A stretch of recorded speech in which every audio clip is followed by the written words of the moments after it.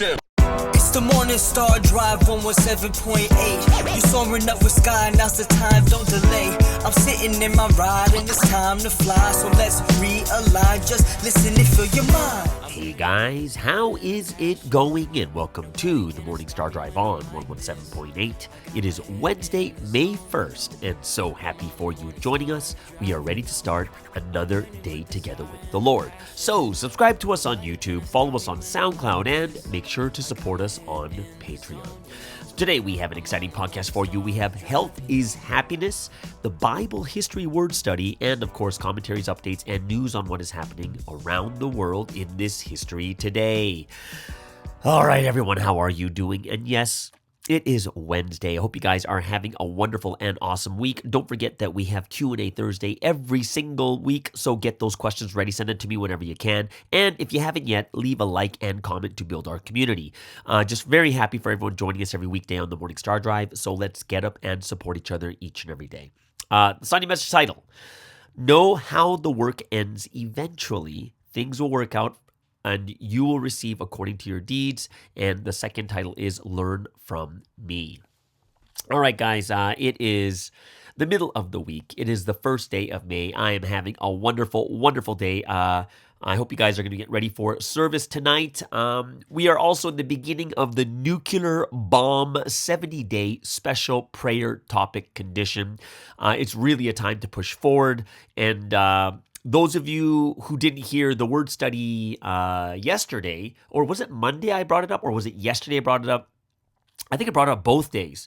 That one of the origins of the 3-day fast was when Sunstein prayed for 5 days, even without water. And what was the result of that prayer was 2 girls. Remember from the KJS trials, there was 4 girls that were put to prison. 2 of them were released from prison after that 5-day prayer without water, right? So that is a great and amazing miracle. And if you think about it, if you just did that prayer and you saw that type of miracle happen, wouldn't you want everyone to join in to make it even more powerful? Like, I think this is why it's a nuclear bomb. Sunstein by himself, he's making this type of miracle happen. Can you imagine if everyone starts doing this together, how great a miracle and this prayer is going to actually happen? Like, this could be, like, for me, what God wants to give us good things, and you can see from Sunstein's 5-day prayer that a great, amazing thing happened. It was a great sign, but it could be something that's foreshadowing something even better in the future. So if we're calling this like the nuclear bomb 70-day prayer, special prayer condition, I can't imagine something even greater than that. That when you have 2 people released, like, could that mean that this prayer condition could be the big one, right? That we can have a lot of miracles happening from this trial also. So just know that our prayers are being heard by God. And that first condition that Sunstein did, people were released from prison. So I hope that from this prayer condition, more people will be released. And we know who we want to be released to, right? So 6 different prayer conditions, and it's very, very similar to the 3-day prayer condition also. Praying for God to grant us good things. Pray for those who have left and that they could return.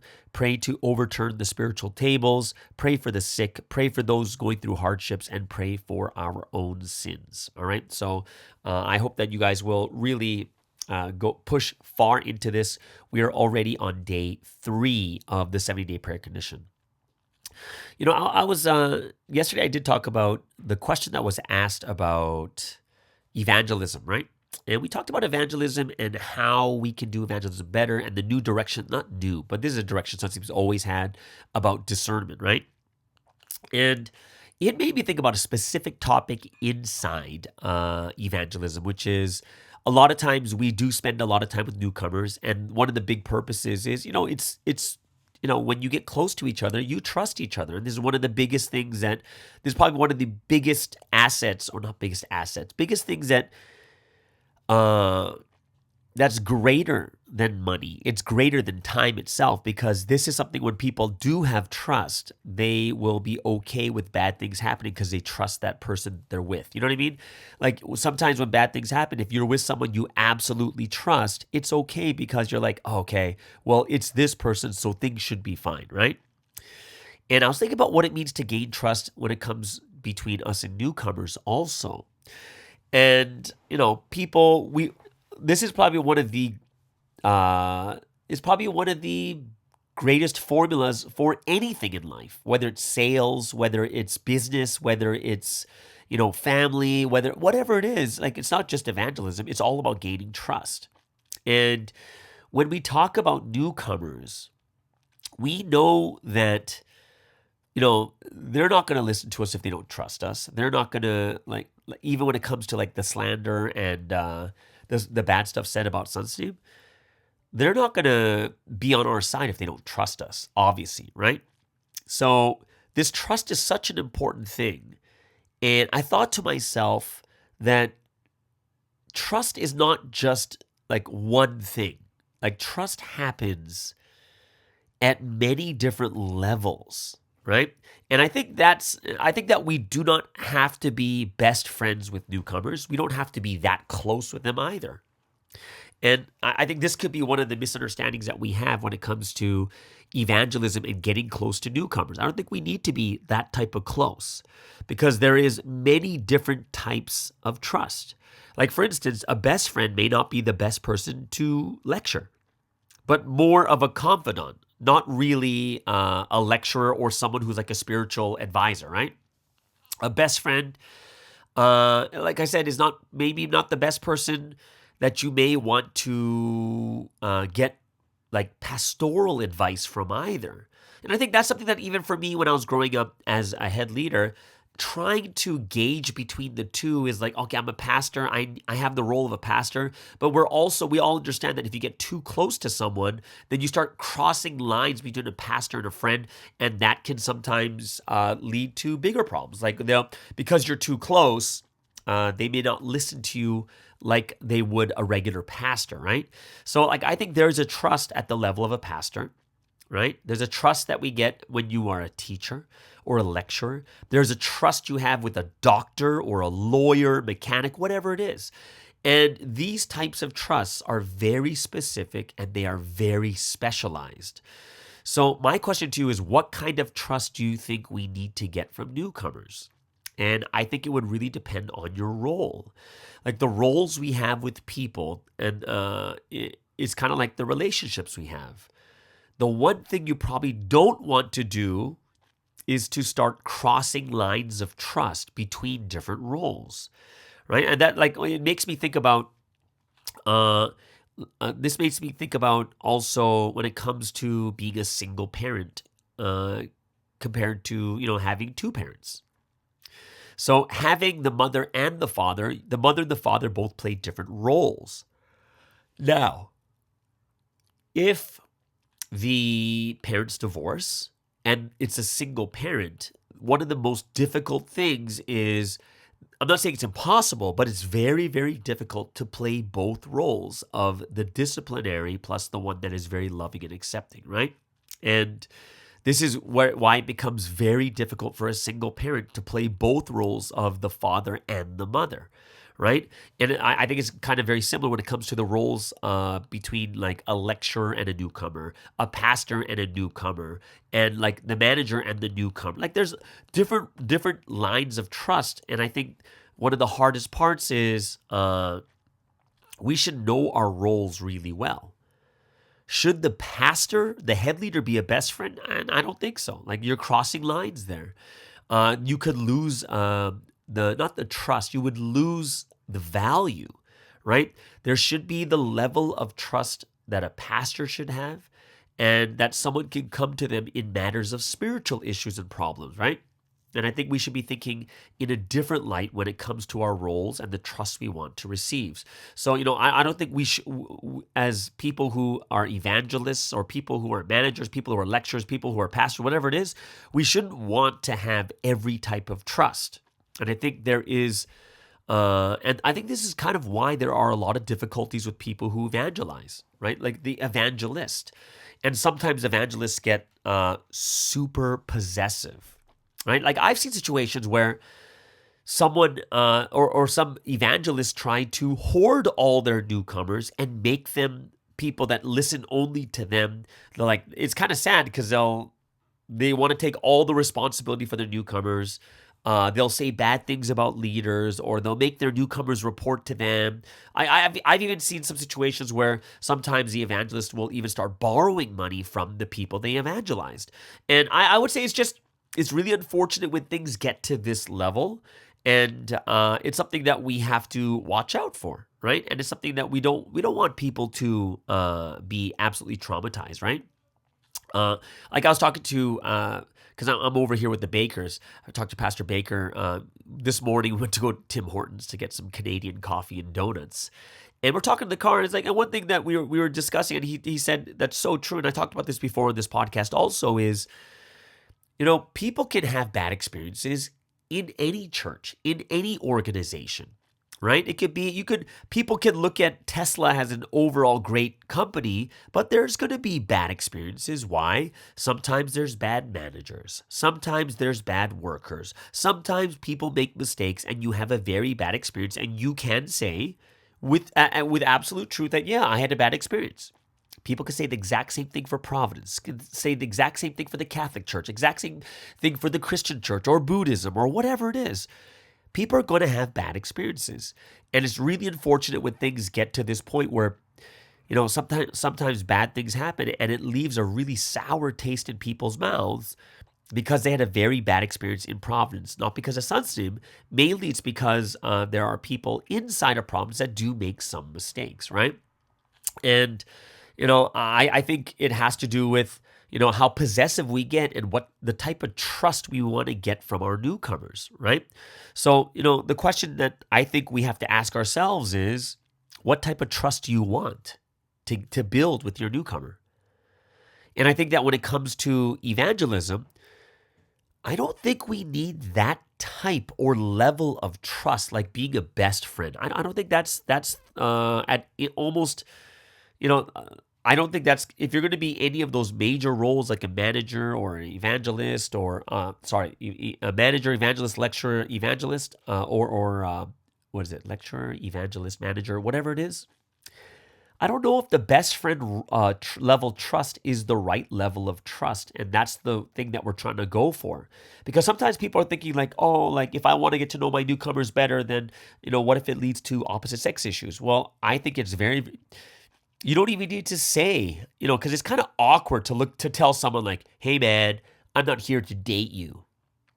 I think it's really awkward. I think it's a very awkward conversation, right? Because that kind of makes it feel like you could offend someone, because then they're like, I totally wasn't thinking that. Why are you saying this? Am I showing this type of action or feeling towards you?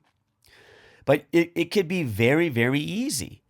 For instance, if I'm going to be a pastor, I'm not calling this person every day. If I'm at that pastoral role, I'm not calling them every day. I'm not trying to figure out, trying to hang out with them all the time. Like, people can tell by the roles we have and the way that we act towards the people that we're around. And when someone's a pastor, they act like a pastor. They keep the role of a pastor, right? They're not hanging out with these people every single day and stuff like this too. They're not like putting themselves in a position where they could seem like they could be disrespected, right? So I think it's something that we do have to think about, is when it comes to gaining trust, when it comes to newcomers and such, I do think that we shouldn't be striving for the best friend. I don't think we should be striving for someone to become super, super close with someone, but I would say that it would very much depend on the role that you have, right? Let the doctor have the level, is a doctor a best friend? Absolutely not. But since they have the role of a doctor and the level of trust as the level of a doctor, it makes it very, very easy for people to trust them in the doctor role. right? They won't come to them for life advice when it comes to them and, their husband and wife are going through a difficult time, but they'll go to the doctor because of health issues, right? Because that's the level of trust that they have. So I think that we do need to think carefully about our newcomers and at what level of trust do we want to have? And I don't think we need to be that close, right? And for us to, to figure out, should we evangelize this person or not? I don't even think that we need to have. That level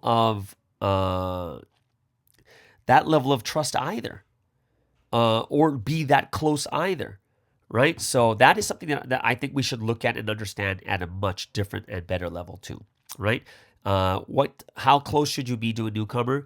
It should be in accordance with the role that you play. If you get too close, you get burnt. If you get too close, you may lose the respect. If you get too far, then what happens is they don't have that trust. You got to find that sweet spot for every role that you have. And I think that in most cases most people are able to discern how far or how close it can get to someone like that also, right? So I think when it comes to newcomers, the level of trust you need is in accordance with the role that you play. Actually, remember yesterday I was talking also about evangelism, and that sometimes some people may not want to, they just no matter what want to evangelize, and they would never let go of a newcomer. And it was funny because I was recording inside the house yesterday, and Pastor Baker was walking in, and he heard me speaking about this topic from outside the door. And he says, "You want to hear a funny story?" And I was like, "Oh, what's that?" He's like, "It's about the topic you just talked about, where a lot of members won't let go of newcomers and they'll teach them no matter what." Right? And we're like, okay. So I was like, so what happened? So he was telling me that when he was head leading before, there was a situation when there was a member who asked Pastor Baker to meet this newcomer. And, Pastor Baker was telling me that he spent hours with this person, talked to them for a while. And at the end of it, he kind of assessed that, this person's got no interest in God whatsoever. And this person you don't need to teach, right? So basically he said, you don't need to teach this person. But then what this member did was the member went behind his back and started getting someone else to teach this newcomer without him knowing, and doing it in secret and telling the lecturer to keep it a secret that they're being lectured. Eventually, not sure. Well, I couldn't really say that they passed, but it's this member said that this person passed, and brought this person to Korea. Crazy thing is, even Pastor Baker didn't even know that newcomer in his church went to Korea. And when he went to Korea, they brought this newcomer to Wonmingdong because they said that they realized, right? And when they brought this newcomer to Wonmingdong, they brought them to meet Sunsim. And when they brought this newcomer in front of Sunsim says to them, "Do you have any questions or anything you're wondering about?" And guess what this newcomer asked? This newcomer asked Sunsim, "Can I marry the person that evangelized me?" Talk about embarrassing, right? And that newcomer had zero interest in God or the Bible. The only reason they were studying was to kind of they were interested in marrying the person that evangelized them, or that they were talking to, right? And when you look at this, this is kind of what the situation kind of feels like, right? Some people, they're like, "Oh my gosh, this person doesn't love life. Why don't they want to teach them? Why did the person do this or that?" And think about it. People are going behind other people's backs. Some people are like, no matter what, they'll just find another lecturer to teach because this leader won't do it. And it's a very interesting thing, because when I think about this, part of it has to do with the level of trust. It's a level of trust between you and your leaders. If there's no level of trust, or someone is a very untrusting person, these types of things are going to continuously happen all the time, right? And then you get into this very embarrassing situation where a newcomer is introduced to Sunsim, and the first thing that they ask Sunsim is, "Can I marry this person?" Right? And I found, of course, not everyone's going to have this extreme level of distrust or going behind someone's back, going behind the leader's back and stuff like that too. But, some people, I know one person said to me like, well, sometimes we're wrong. Sometimes we're wrong. Right? And it's true. Sometimes the leaders can assess someone and they're going to be wrong. And it's true. Sometimes there are mistakes that are made. And that's more of an exception more than the rule. Because generally, you can get a good idea of who is good and who is bad. Generally, right? You can get a good idea of who's ready and who's not ready. However, even though that's the case, we really, really have to think about okay, so even though this is the case, we have to realize that we must be able to do things I would say that even at the level of trust between you and your leaders or between you and the members of the church, there's got to be such a level of trust that even when mistakes are made, we're very understanding about it. Oh yeah, this is definitely an exception, not the rule. Right? And yeah, sometimes we don't catch it, and that's understandable. Very, very understandable. But you know that there's not a lot of trust when after a mistake is made, the person will turn around and say, "See, you don't know anything. See, you don't even understand. You made this mistake." That's a sign of a big lack of trust, where in most cases it should be more of "Oh yeah, it's very possible for a mistake to be made there." Very, very possible. And there would be much more understanding. And I think that's the way that we kind of have to look at this also. I was listening to a podcast yesterday, and I saw this interesting statistic, right? Because they're talking about the next two candidates for the president of the United States. They're very, very old, right? They're both hitting around 80. Okay, now the statistic that came out is, when do human beings generally reach the peak of their decision making? Because that's a good question, right? At what age do people reach the peak of their decision making, and from that point on it goes down? And guess what the age is? When do people reach the peak of decision making? And according to studies, it's at the age of 57. Even for me, I got 11, 12 years left before reaching my peak of decision making before things go down, right? It's a very interesting study. And I think it's something that we should be understanding even more. When I think about this, that human beings in general are reaching the decision making peaks at 57, which probably means anywhere from 50 to 60, or we can even say 50 to 65, somewhere, or 50 to 62, somewhere around there, right? If we were to look at this very carefully, I think this would kind of help us when it comes to leadership in Providence. And I think if we understand this very well, think about even head leaders or HQ, if our peak of decision making is at 57 in general, that people get with more life experience and with age, you're going to get better in your decision making until 57. Maybe we should be thinking about getting head leaders to be head leading at a little bit later of an age, or getting them head leading a little bit longer, and have the next generation train under them until that time. Because the young generation, the biggest the biggest thing hampering the younger generation is basically wisdom that comes from life experience. What if we keep bringing in younger and younger generations to lead, but they all keep making the same mistakes, and they can't help it because they just don't have that life experience? And then the older generation, say for instance, I finished head leading, everything else like this, and then you look at the older generation, my generation, a little bit above, they are getting wiser. They are getting more experienced. And we'll look at the current leadership and still the same mistakes being made. And I think it's something where we need to find a better way like a better way to do things, and it's not going to be done constantly in the same ways before, where people are being hampered because of wisdom that the wisdom that is lacking from because they don't have not a lot of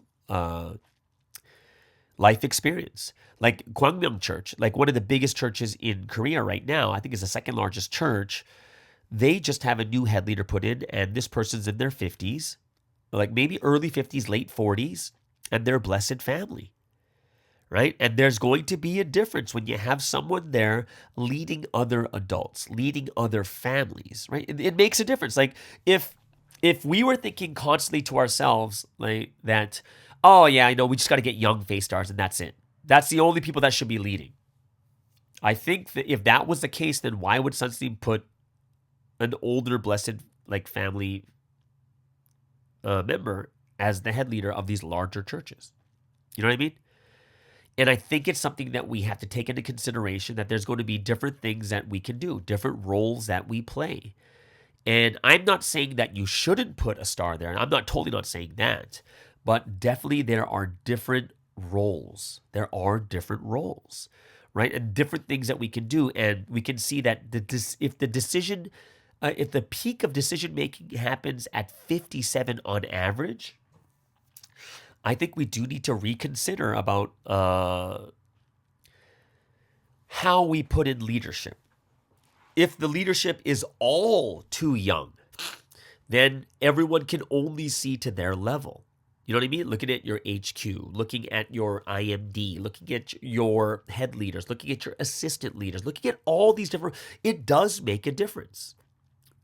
And of course, I would say that definitely the more spiritual we are, probably that peak would probably, like the spiritual peak is probably going to be much earlier for people in Providence. But when we look at like decision-making peak at 57, this has to do with life experience. So could you say that even if someone is spiritually that powerful at 16, would they have the same life experience or wisdom that comes with someone who's 50 years old, married, has 5 kids, and has been leading churches for like 20 years? Would there be a difference? And I would say absolutely. I think the difference would be night and day. And I think it's something that we do have to consider. Like just looking at that one statistic, I do think it should make us think more deeply about leadership and the future of leadership that we have also, right? So after looking at that stat, it really made me think a little bit more deeply too. And I think that, like it's even the same as, I think it makes no sense, because I've seen this happen in some churches, that people will put a campus member in charge of campus. And I'm like, that is probably the worst thing you can do, because campus are not going to respect another campus person as their leader. They're at the same level, right? And, you have to put someone there who's more accomplished. You have to put someone there who's more of a leader. Like, that's why what I found great when I was first going to the Lord's Church is every department leader was like a straight up pastor. They were head leaders before, leading an entire department. I think that's far better from what I'm thinking and from what I see. Right, having someone who is a leader already up there, has the experience, and people will follow them. People will feel like, oh, we are being led, we are being fed, kind of thing, right? So, yeah, it's just some things to think about for the future when it comes to leadership, and when it comes to age, when it comes to wisdom, when it comes to life experience, the type of life that you live. And we're going to be able to touch on different things too. Okay? So there it is, guys. That is, that's a couple things I did want to talk about for today's Wednesday segment number 1. Hope it's something that gives you guys a lot of food for thought. And of course, today we have the Bible history word study, and I hope you guys are going to enjoy that. That's going to be, I think, chapters 46 to 50. I think that's what we're going to go over today. So we're getting close to the end of the book of Genesis 2. We'll be heading to Exodus probably by next week, I think. And for today's music break of the day, we have a brand new song. Yes, brand new song from the West Africa Church. We've already played 2 of them. This one's called Raptured as a Bride. All right, so I hope you guys are going to enjoy this. This is the West Africa Church. I believe it's in Sierra Leone. Please welcome them as a new song comes out, Raptured as a Bride. Yeah. Providence is true, represents Sierra Leone, West Africa. In 1945, the man on mission was born. 1978, he started his work. He teaches us the word of the time period. We listen to the word and then we realize that's finally have become a bride. We have become a bride. That finally we have become a bride. So now we are raptured. Now we are raptured. I said bride. Now we are raptured. I said bride. Now we are raptured. I said bride. I met the man on the mission. I heard his word and took action.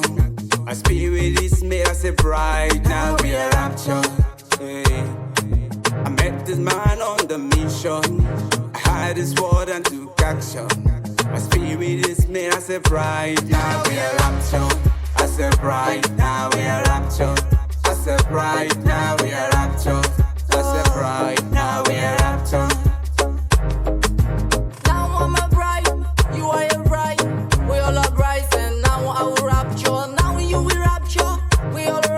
Together in this mission, so God be the glory.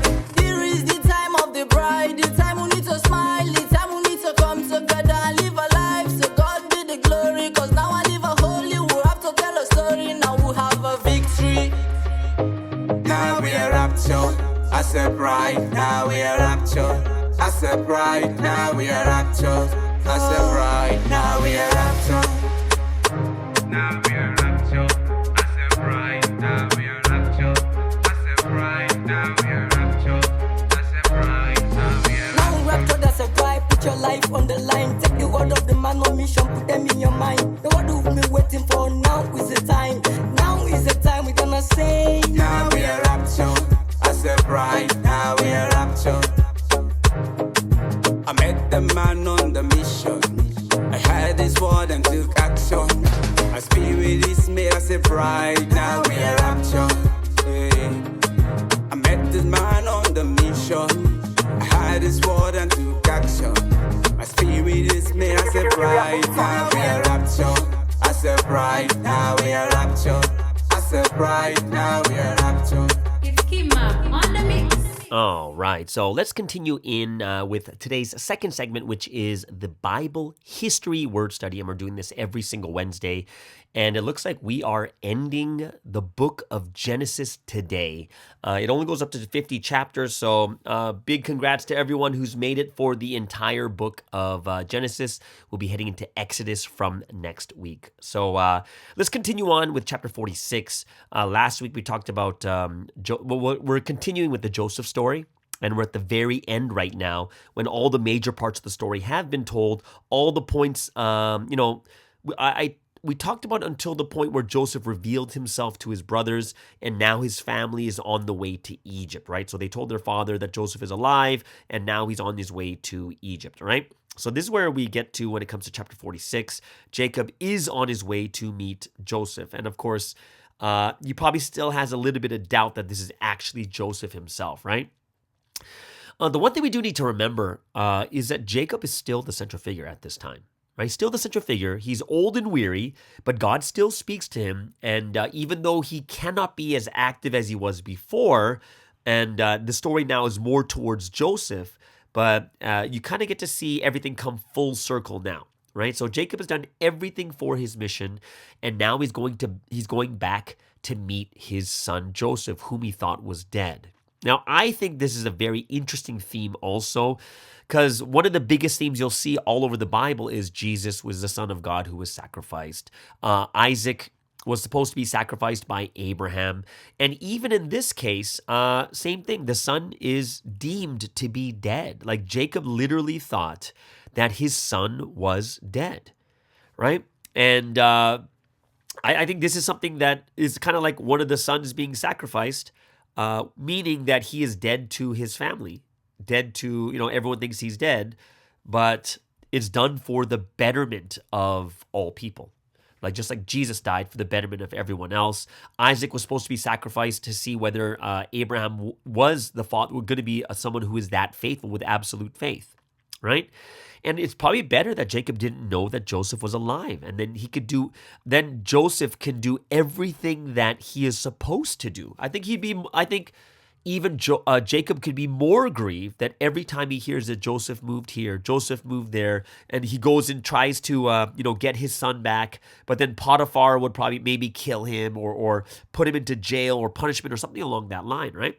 So when we look at this, I think it's far better that the way that this happened, Joseph was able to go through everything relying solely on God and not like hoping that his father's going to rescue him or something along that line too. Right? So on his way to meet Joseph, God speaks to Jacob in a dream and tells him that going to Egypt is okay. I'm going to make sure that you're going to be taken care of and that you will see Joseph before you die. And Joseph will even be the one that closes your eyes before you die too. So the people all coming up to Egypt, there was like 60 some odd people, and then 70 including Joseph's family. And this is not including wives. So Jacob is now comforted and he can die peacefully. And this kind of feels like the reward that Jacob received for his services as a central figure of this time period, the blessing he receives for all the work that he did for God. Chapter 47 is when the Pharaoh gets to meet Joseph's family, right? And very, very interesting that Joseph tells his brothers to tell Pharaoh that they are people who herd cattle, right? Joseph told his brothers when Pharaoh asked them what they do to say that they are, that they're herding cattle or herding animals. And the Egyptians find shepherds to be an abomination. Well, there is some There is some arguments out there that the brothers didn't do what Joseph said, because Joseph said that you're doing cattle, which is like cows and stuff, which is for meat. And then they said they're shepherds and not people who do cattle, right? And some people say that the brothers, they lied in that situation. They should have listened to Joseph. But overall, in general, let's just say that Pharaoh asks them what they do, and they say they're shepherds. And Egyptians find shepherds or people who do animals to be an abomination. And basically, the reasoning why people think that Joseph told his brothers to say that they're herding sheep or cattle, whatever it is because they are detested by the Egyptians. Then the Egyptians would leave them alone, right? So they could live the life that they want. They could worship their own God. They would not have to be assimilated into the Egyptian culture and stuff like that too, which kind of sounds okay too, because it doesn't really say why Joseph told them that that they should tell Pharaoh that they herd cattle and stuff like that too, right? So at the end of it, Pharaoh meets with Jacob and the family, and Jacob blesses Pharaoh, which is quite interesting there too. And then we move on. The famine is still very severe in the land. And it was so severe that it got to the point where there was no more money. Meaning there was no money for them to buy more grain because of the famine. So after the money was gone, Joseph said, okay, well, give us your livestock.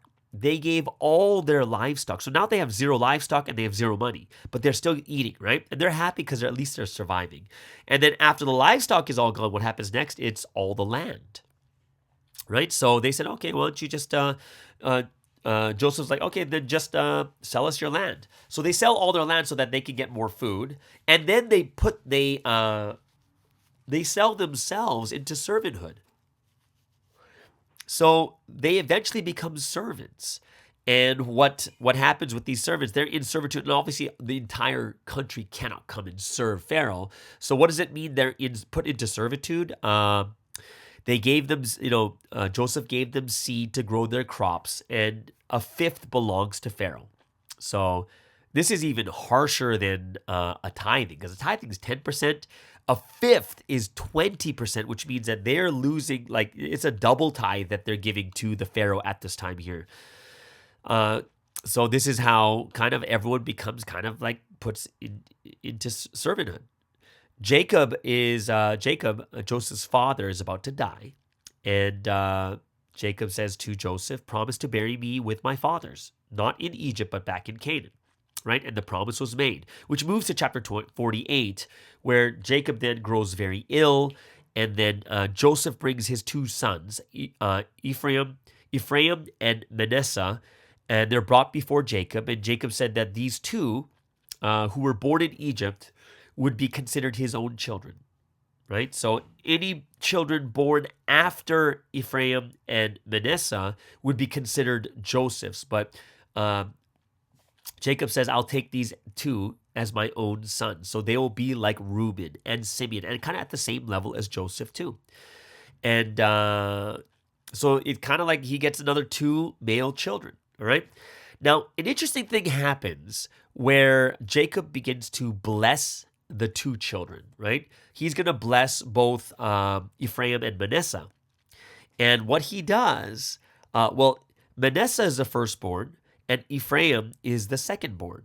But what happens is the blessing comes where the blessing of the right hand that goes to the firstborn is put onto Ephraim's head, right? The youngest. And Joseph's like, no, you can't do that, Father. He is not the eldest. And Jacob says, oh, I know. This is what's going to happen. They're both going to be blessed, but Ephraim, the youngest, is going to be blessed even more, right? And it's kind of like the exact same thing that happened to Jacob, where Jacob was the youngest and he received the blessing, and he did the exact same thing to Ephraim and Manasseh, where the youngest was, it's basically like the repeating history, where the youngest is blessed above the eldest, right? Same thing happened between Jacob and Esau. Jacob was blessed. He bought the birthright and he stole the blessing. Right? So when we look at this, it's like, this is the type of thing that's happening here too, right? The exact same thing Jacob did that happened to Jacob, he does to Ephraim and Manasseh. That moves into chapter 49, where Jacob now blesses, he brings all of his 12 children in and he blesses them one by one. And this is the same thing that happened at the time of Abraham, same thing that happened at the time of Isaac. Remember what Isaac did? Isaac was the one, Isaac blessed Jacob and Esau, right? And this blessing is supposed to be a very great thing that is given from father to children, right? So Jacob comes in, gathers his 12 sons, and before his passing, he blesses his children. And one thing that makes it so amazing, like this blessing even greater, is the blessing is given by the central figure, the one that God has sent, right? There's a huge difference between getting blessed by a regular pastor and by son's team, right? Huge difference. So what happens here is one by one, he begins to bless each son, right? And he blesses them according to their character and according to what they've done in their life. But the interesting one that I found was Judah. Judah is the lineage of Jesus, where King David comes from too. And Judah's is very interesting. It's Judah, your brothers will praise you. Your hand will be on the neck of your enemies. And then like your father's sons will bow down to you. So it's kind of a foreshadowing of that Jesus will come through him. The scepter, which is the ruling scepter for a king, will not depart from Judah, which is also where David and Solomon come from too, nor the ruler's staff from between his feet, right? And until he to whom it belongs shall come, which is the Messiah, and the obedience of the nations shall be his, which I think is a very, very powerful blessing. But at that time, I'm sure many people kind of overlook that. But one of the biggest parts when it comes to Genesis chapter 49 for us in Providence is these verses are famous because we use it for unlocking or interpreting the ideal world, the animal kingdom in Isaiah chapter 11, verse 6 through 9, the wolf with the lamb, leopard with the goat, calf and the lion with the yearling, the cow will feed with the bear, the lion will eat straw like the ox. Right? They'll neither harm nor destroy on all the holy mountain, for the earth will be filled with the knowledge of the Lord as the waters cover the sea, right? So the reason why we use chapter 49 is because in the Christian world, they look at the animal kingdom as literally the animal kingdom, right? The animals are coming together. But what we learn is when you interpret the Bible properly, like from Genesis chapter 49, you see that Judah is likened to a lion. Issachar is like a donkey. Dan is like a snake. Naphtali is like a doe. Benjamin is like a ravenous wolf. Like even even Jacob is blessing his children in a parable form. So when we look at this ideal world, is it really, really about animals coming together? And I would say no, definitely not. It's not about animals coming together. Definitely not. So I would look at that and say, yeah, it's a little bit different than what people are thinking. But of course, if you go to like some faith right now is very, very literal, people are going to be thinking it in a very literal sense, right? So that's why chapter 49 is very, very important to us. We learn and we teach the animal kingdom through that verse, which leads us to the last chapter. What is the last chapter, guys? It is chapter 50. Last chapter of Genesis. We've gotten through it, guys. This is when Jacob's, where Joseph's father dies. Jacob dies. And then he's embalmed for 40 days. And then all of Egypt mourns for 70 days. And it kind of shows the level of respect that people had for Joseph as the prime minister. And for Jacob, like, he was a good man. And he was eventually, he had to be buried with his fathers. So he, eventually there's a procession, 7 days of mourning. And then the sons will take Jacob, the father, to be buried back at home. Now, after everything's said and done, the brothers are a little bit scared because they're like, okay, father is dead and he's the only person protecting us. Now Joseph can get back at us. So they went and repented to Joseph and said, we will become your slaves. But Joseph is someone who's very wise. He's like, no. I realized that everything that happened was for God's will. It was done to save many lives. Right? So don't worry about it. You guys are going to be fine living here in Egypt. I'm not going to come back at you. Don't worry. Right? And then, of course, it gets to the end of book of Genesis where Joseph dies, and the death of Joseph leads to the ending of the book of Genesis. So there we go, guys. That's the last 5 chapters in the book of Genesis. Hope you guys really enjoyed it. And we're going to be getting into Exodus from next week. Okay? So, guys, I hope you guys enjoyed that look into the book of Genesis. Hope it's something that you guys really gained and benefit from, which means we can move on to the next book. I wonder how long it's going to take for us to go through the entire book of the Bible. That would be quite interesting. 5 chapters every week. Whew. Either way. So, today we do have Health is Happiness, and we are going to go over... 1 second. Let me just find this. We're still in preventing injuries, and with preventing injuries, today's topic is going to be on illnesses. All right. This is from Yen Yu, who is over there in Singapore as a physiotherapist. Hope you guys are going to enjoy this. But before we get into it, let's move into the second music break of the day.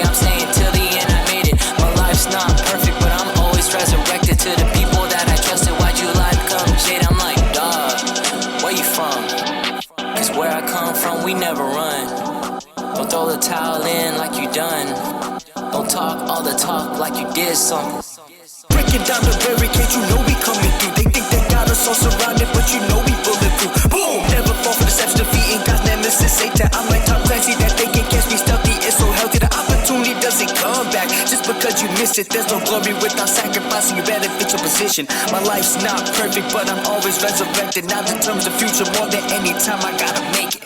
Day or night right now is important. Young or old right now is important. Realize that right now is important before it's too late. Time is up. Every day I gotta go, I gotta move right now. It's important. I do well, trying to catch my dreams. I'm never giving up right now. It's just time shine, don't mess it up. Right now we gotta do what we gotta do. We can't let nothing hold us back, we gotta move. God will always keep his promises to us. We can't just hope and talk and dream, that's not enough. You will receive according to what you have done.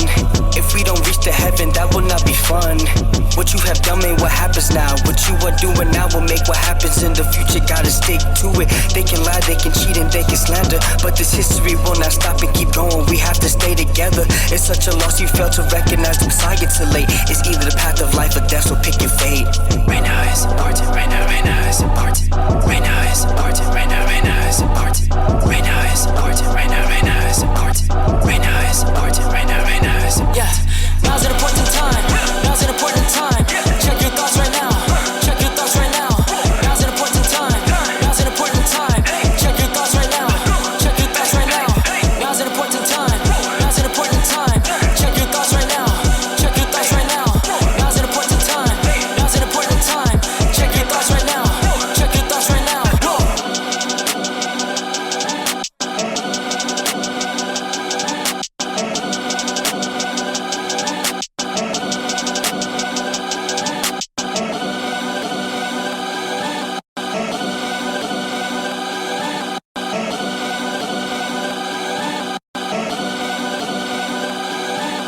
Okay, so let's get into the final segment on this Wednesday podcast. Hope you guys have been enjoying it thus far. And of course, every Wednesday we do have Health is Happiness as our final segment. We're going to go into preventing injuries, and it's coming to illnesses. So all the way in Singapore, please welcome Yen Yu with Health is Happiness.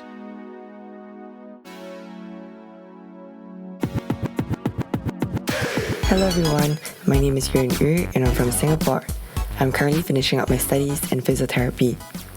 On today's topic of Health is Happiness, I will be talking about an overview on preventing injuries or illnesses.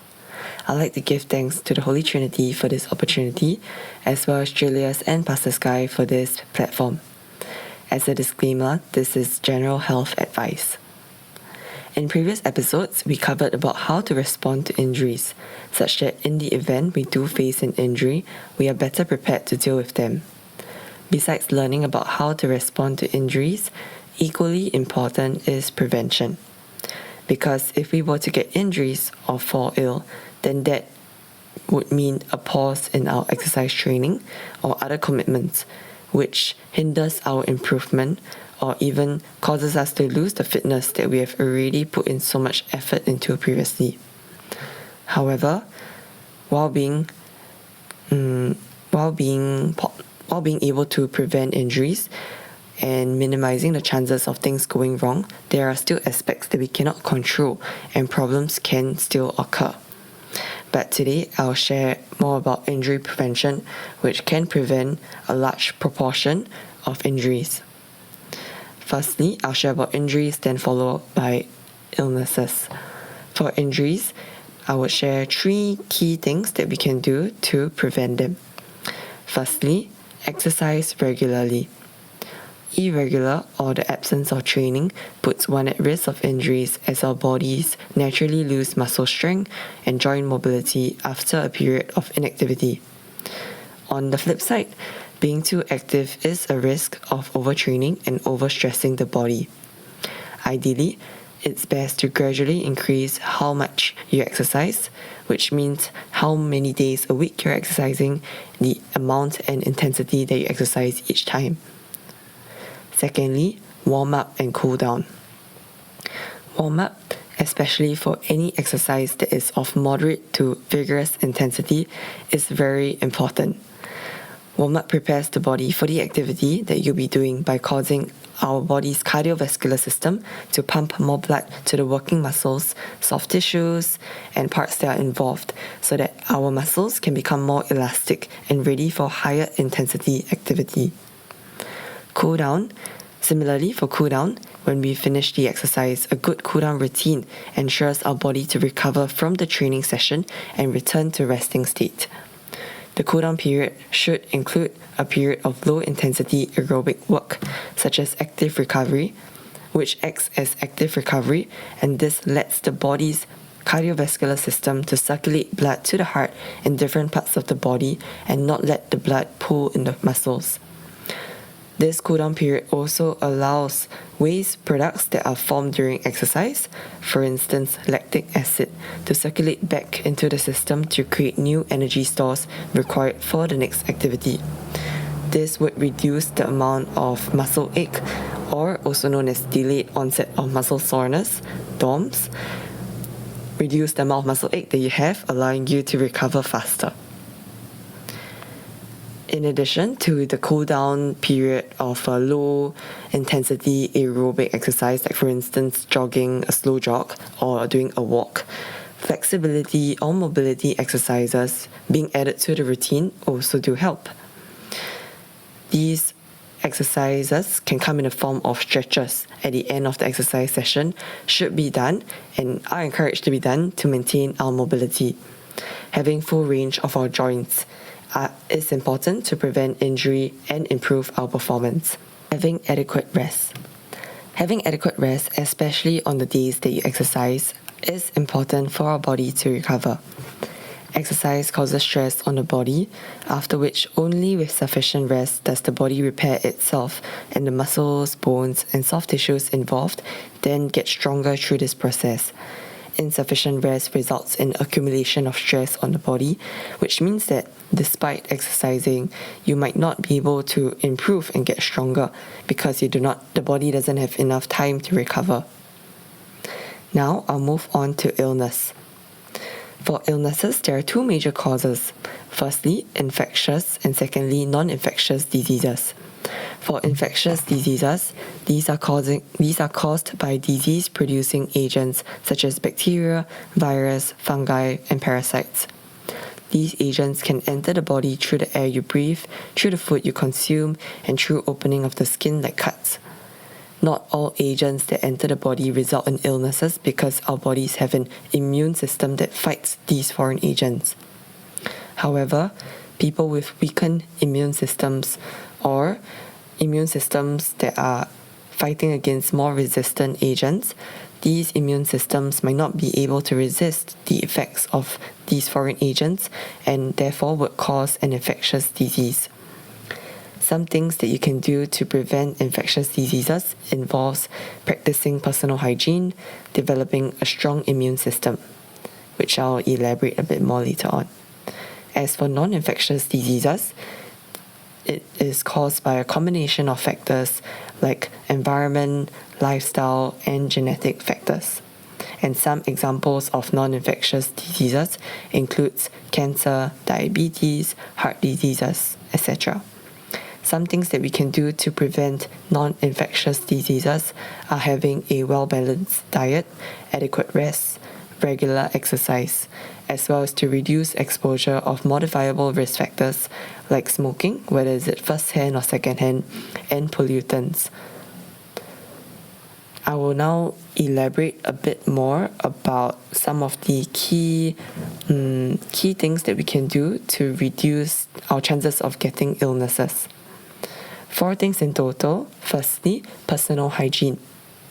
This is the most basic preventive measure because if we're able to make sure the food and the drinks that we consume are clean, then it does reduce the chances of getting any illness by a large proportion. Avoid sharing food or drinks with others, especially if it is also good to cultivate the habit of keeping yourself clean at all times, for instance, by washing our hands frequently. Second is to boost our body's immune system. This can be done through a wide variety of ways. One of them is through having adequate rest, because if we're sleep deprived, then our body's immune system doesn't have the time to recharge to fight off foreign agents. Another way is through having a well-balanced diet. And while it may be difficult to consume a proper meal due to the availability of food or time constraints, any attempt to add fresh fruits, vegetables, enough protein and carbohydrates to our diet, as well as limiting consumption of refined sugars, highly processed foods, will strengthen our immune system.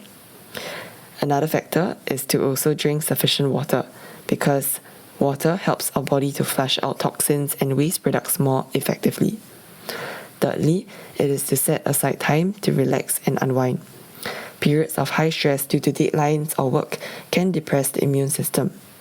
This is especially so if we have chronic stress, which means high levels of stress for prolonged periods of time. Do take the time to pace yourself, as well as do make sure that you have time for yourself to manage your stress levels. For instance, some activities that you can do is relaxing things like reading a book, going for a walk, breathing exercises, and listening to music. Fourth point, it is to avoid crowded areas when you can, and especially after a high-intensity exercise session or when you're not feeling well. Crowded areas are breeding grounds for viruses that can easily spread from person to person. For instance, flu outbreaks occur when a large number of people are in a confined space like a classroom and there is someone having that flu already. Try to avoid crowded places, especially after a hard exercise session where your body is already subjected to stress and more susceptible to infection. And if, let's say, you're in a company of people who are feeling unwell, then do keep a safe distance to avoid being infected. I'm sure that if you politely excuse yourself from being in close proximity, the other person should be understandable and not take offense. These are the four key things that we can do to reduce the risk and prevent ourselves from getting illnesses. With that, we've come to the end of today's sharing about preventing injuries or illnesses. Hope that everyone understands a little bit more, and now we know at least one more thing that we can do to keep ourselves healthier and prevent unnecessary problems from occurring. Thank you so much for listening, and all the best to everyone. Let's continue to keep ourselves healthy, physically, mentally, and spiritually. Goodbye. And thank you so much, Yin for another wonderful episode of Health is Happiness. It is a rerun, but I think it's very, very important. We do need to repeat things so that we understand it at a much deeper level, or just remember or catch the things we never caught before either. I hope everyone will prevent their injuries each and every day. And if you have any questions, go ahead and leave them in the comments below. All right. So there it is, guys. That is today's Wednesday podcast. Hope you guys have an amazing, awesome day. Service tonight. And we'll see you guys again tomorrow on the Morning Star Drive on 117.8. It's the Morning Star Drive 117.8. You soaring up with sky, now's the time, don't delay. I'm sitting in my ride and it's time to fly. So let's realign, just listen and feel your mind. I'm burning with desire and the passion.